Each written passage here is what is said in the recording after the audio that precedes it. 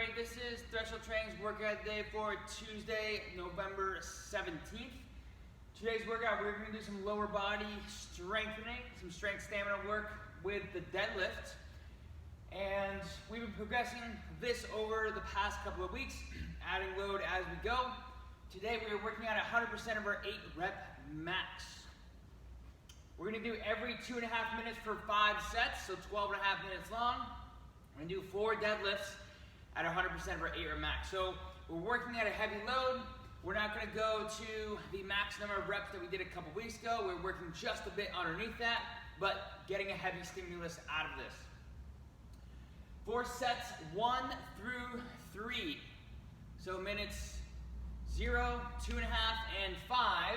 You're going to do 4 deadlifts at 100% of that 8 rep max. Then sets 4 and 5, you're going to try to do 1 to 2 reps more than 4. So you're getting close to that maximal effort, but not quite, just barely underneath. So those last 1 to 2 reps, okay, should be challenging. However, those last 1 to 2 reps, we shouldn't be bouncing the bar off the floor. We should still have an element of control. Right? Should still be really challenging, but we should still have an element of control during that.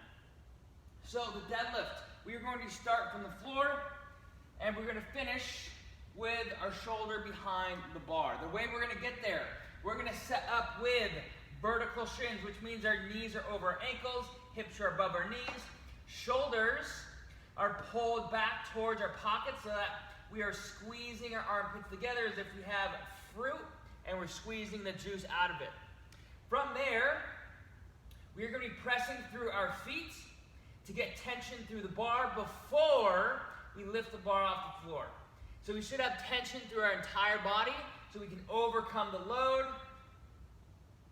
and lock out at full extension or standing. When you lock out, knees and hips lock out together versus one then the other, or just the one.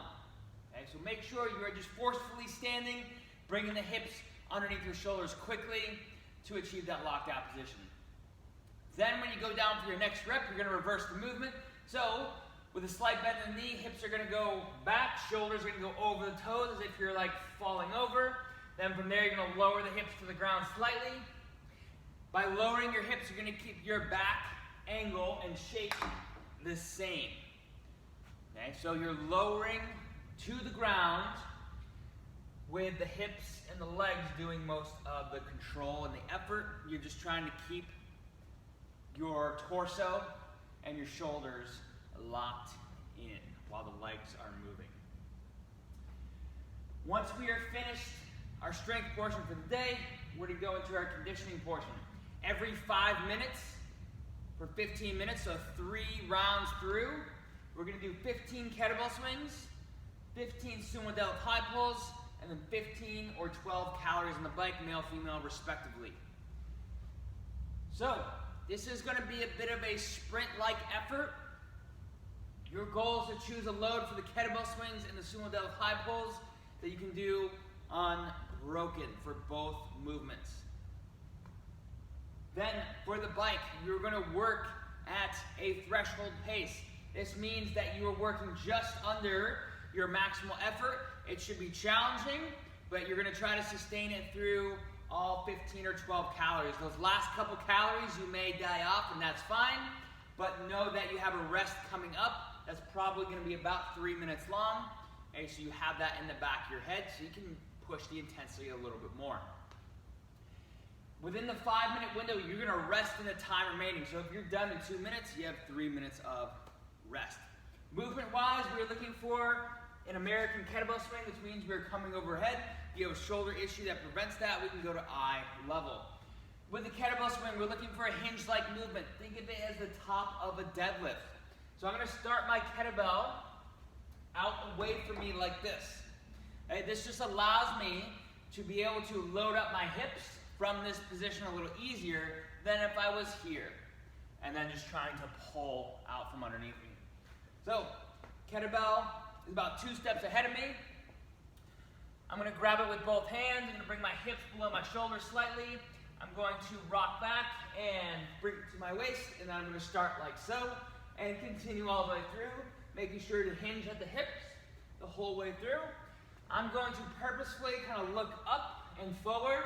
This will allow me to keep my chest, or remind me to keep my chest from falling down below my hips and the kettlebell dropping towards my feet. Be sure that during the kettlebell swings, your hips and knees are locking out simultaneously. So it's not here where my knees are bent in front. It's going to be there, hips underneath the shoulders, knees underneath the shoulders, and you're essentially standing, growing tall through the head.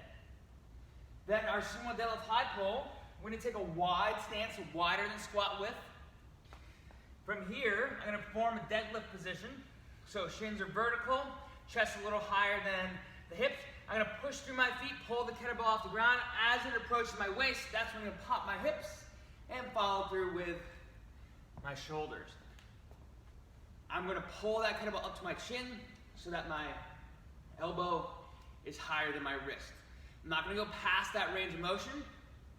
Okay, I'm going to limit that. For some of us, our mobility might only allow us to go to about our rib line.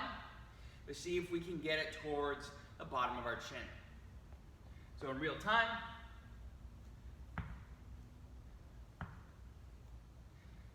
okay. In both those kettlebell movements, think of it like this.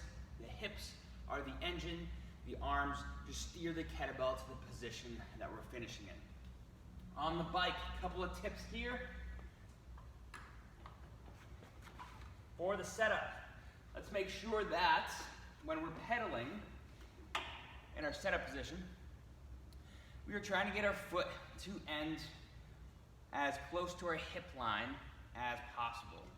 Our foot is on the pedal through the forefoot or the midfoot so that you have decent power through the foot as you pedal. Your seat should sit just enough far forward so your foot can finish on your hip, number one, and number two, you can get a decent arm's length forward so you can have a good push through the arms of the bike versus sitting it so far forward that you barely extend the arms like so and they're really, really, really bent. The other thing to keep in mind is at the bottom of the pedal, your knee should be close, but not quite, straight. This will just maximize the amount of leg power you get to push into each revolution. All right, guys, that is today's workout. Have an awesome Tuesday and have a great workout.